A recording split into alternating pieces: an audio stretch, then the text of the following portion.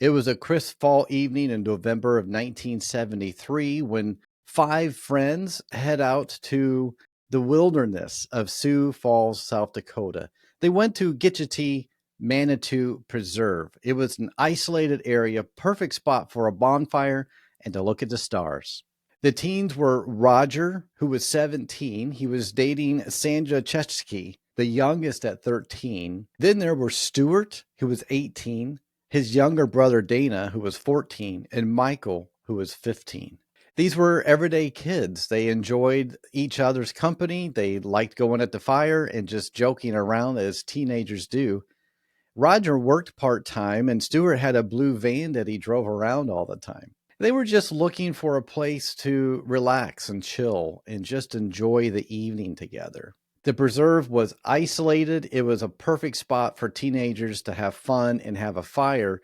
They were miles away from the nearest town. It was a fun night that they had planned until it became a nightmare. That night on November 17th, when everything seemed normal, gunshots shattered the quiet. Fear and terror became a part of these kids' lives. Today we're going to examine the Gitchie Manitou murders and why Sandra Cheskey was let go. I'm a licensed professional counselor and I talk about true crime psychology. Initial reports indicated that the bodies were found the next day by a couple who were walking. 3 boys were lined up near the van. They were shot execution style with a shotgun.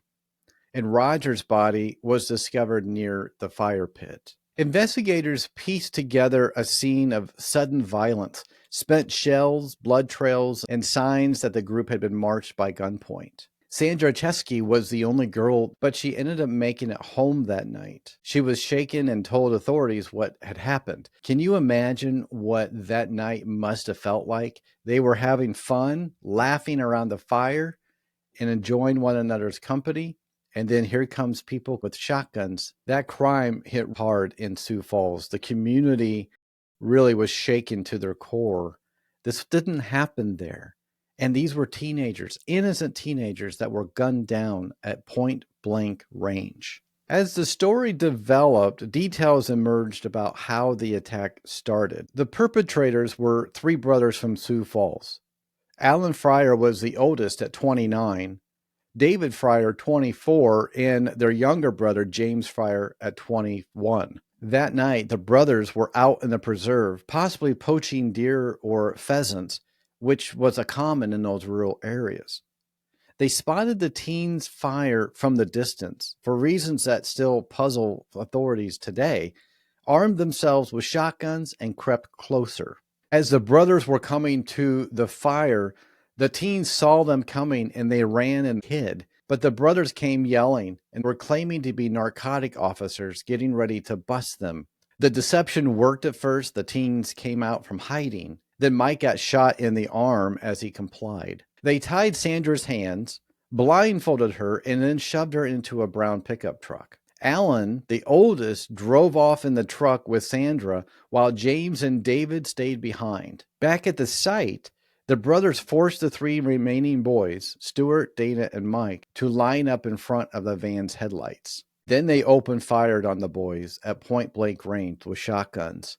Their spent shells were identified later from the police to match the guns. Alan took Sandra in his brown pickup truck to an abandoned house about 20 miles away. Afterward, Alan put her back into the truck. They drove around and surprisingly headed toward her home. He untied her, dropped her off in the driveway, and muttered something about her being too young to get into trouble. She ran inside and told her parents, who called the police right away. The investigation moved quick once Sandra spoke up. She described the truck, the farmhouse with the big red fuel tank, and the men's voices. Cops drove Sandra around, and she actually spotted that red gas tank at the farmhouse. It belonged to Alan's boss. As they waited and watched, Alan eventually drove right by them in that same brown pickup truck, and he was arrested. And then David and James were picked up soon afterwards. Interrogations cracked them. Alan first lied, saying the teen shot first, but David confessed to the full story. Evidence like the guns and the truck tied it all together. A lesser known side here is how the community treated Sandra afterward. Schoolmates whispered she must have been involved, calling her the Gitchie girl, like it was her fault somehow. It's bizarre that Sandra, who was the victim here, who was assaulted, just because they didn't kill her, they assumed that she was a part of the entire thing. They shunned her and treated her very terribly, re-traumatizing her. Sandra was traumatized so much that she dropped out of school. She was on her own, trying to figure out and process what had just happened to her and to her friends. Sandra had carried that burden for decades. She finally opened up in 2013 to set the record straight for her family. Another odd detail about this case, it's during the trials, the brothers tried escaping jail in June of 1974. Alan and James stole a car, and they made it all the way to Wyoming before they were recaptured. That added a federal charge, but didn't change their fates. The bizarre part of this case was when Alan decided to let Sandra go. Why did he let her go? After all of that violence, why spare her life? Court documents reveal that he actually had a conversation with Sandra in the truck. Maybe they became friends. Maybe there was some connection there. Maybe he saw her as just a kid, not a real threat to them. Who knows? It's one of those elements that stands out, the shifting from total brutality to this inexplicable mercy. And that mercy led the community against Sandra. It's such a tragic story of a physical abuse, but also a community emotional abuse towards Sandra. It was repeating a trauma over and over again when Sandra was shunned like that. It was a psychological and emotional abuse that she endured for years. From a psychological standpoint, and again, these are my speculations, it's not a diagnosis, I'm drawing on patterns of behavior in crime psychology. The brothers' actions, they acted as one. Can you imagine what their parents may have gone through, knowing that 3 of their sons committed such a heinous act? All 3 of them were sentenced to life in prison. The other element to this is their deception of pretending that they were narcotic officers. Their use of deception, posing as cops, suggests a need for power and control, not just imagination here. That's a common marker with offenders with authority issues. Ironically, they pretended to be authority figures in order to gain the trust to deceive these teens. Paranoia may have played a part here. Records hint that they thought the teens were encroaching on their hunting spot or tied to drugs, turning a minor perceived threat into a massacre. It's pretty obvious that there was a lack of empathy. They executed the boys methodically, then assaulted Sandra without apparent remorse. This aligns with anti-personality indicators where people rationalize harm to protect their ego. On Sandra's side, her calm during the questioning raised eyebrows. Even the cops had her take a polygraph. But her calm demeanor, that's a classic trauma response. It was a disassociation. She didn't react emotionally. It was almost as if she was numb.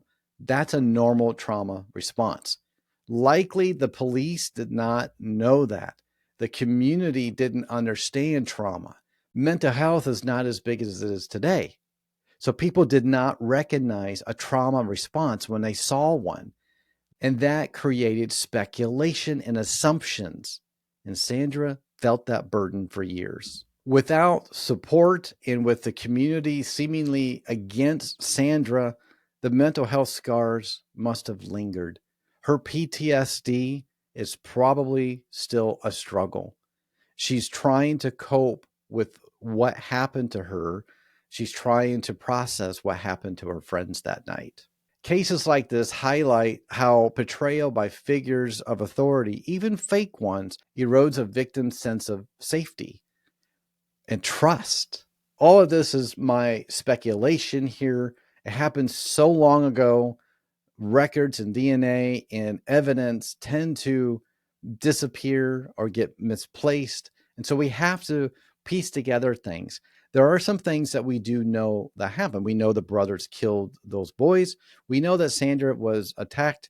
We know that the community seemed to be against Sandra. And we know that Sandra came out and talked about her story. And it's her way of healing and helping her family heal through that time as well. The victim becomes a suspect in people's eyes. What an interesting and tragic case this was. What did you think about the fact that the perpetrators were brothers? Did you think about what it might have been like for their parents? What about Sandra and the lasting effects that it had to have on her and still does to this day? If you have an idea for an interesting case like this one, let me know. I'm always looking for cases to do crime psychology. And until next time, stay curious, stay safe.